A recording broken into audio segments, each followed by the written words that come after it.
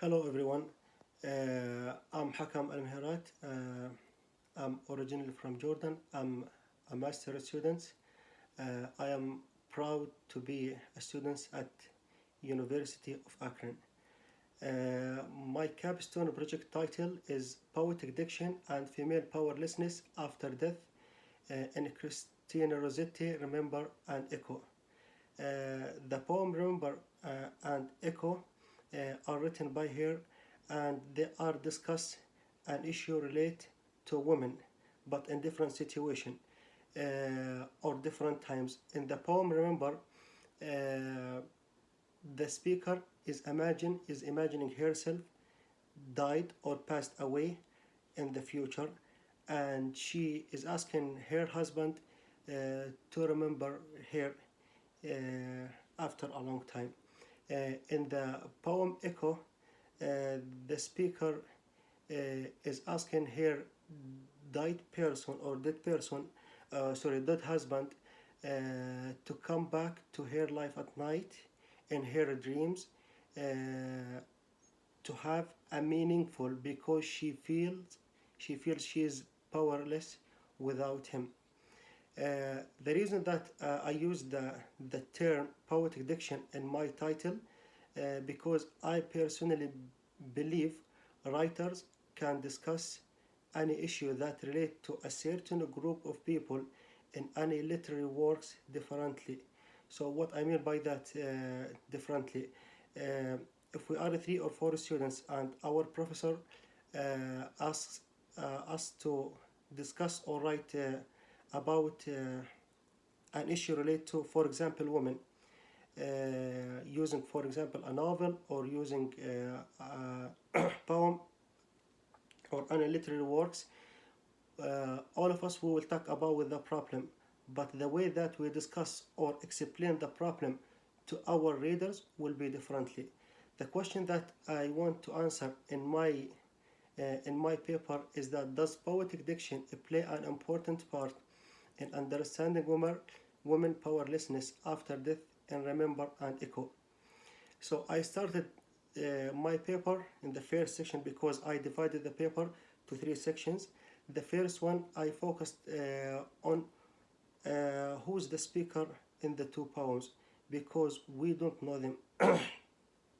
The reason that I include this section in my paper is because if there is any relationship between the speakers in the 2 poems and the original writer, Christina Rossetti, uh, we can't uh, we can't talk about the problem or make the topic in general relate to women because it will be considered a personal problem. So at the end of this section, I found that Christina Rossetti didn't get married at all in her life. She involved in some relationship, but this relationship didn't last forever. In the second section of my paper, I start focusing deeply on the poetic diction. In the second section, I found that imperative verbs, pronouns shifting, and tenses appear to be the strongest way to show woman powerlessness after death.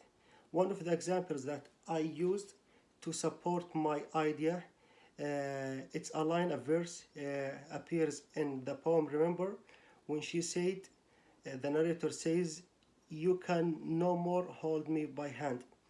So my interpretation for this verse is that it's obvious the speaker doesn't have power in this situation because she used the pronoun you as a subject to refer to the man, and she used the pronoun me, the objective pronoun, to refer to the speaker. So she could rewrite the she could rewrite the verse in another way if the speaker knows uh, she has power, equal power to men, or she has at least some power in their relationship with men. The example that I paraphrase the verse, if the writer knows she has some power, she could say, when we can no more hold each other hand. So this is the example that I used. But if you go back to the paper, you will see more and more examples that I picked out from the two poems. In the third section, I focused on certain technique and poetic device that the speaker also use to show women powerlessness. One of the examples that I want to use here is the repetition of words. And all of us know repetition of words, one of the uses is to tell the second person or the listener you are insisting on something that you want him or her to do. So in the poem, remember, the speaker uses, or the narrator uses, the word remember 6 times. She used to remind the listener with her main concern. Her main concern for her husband is to remember her after her death.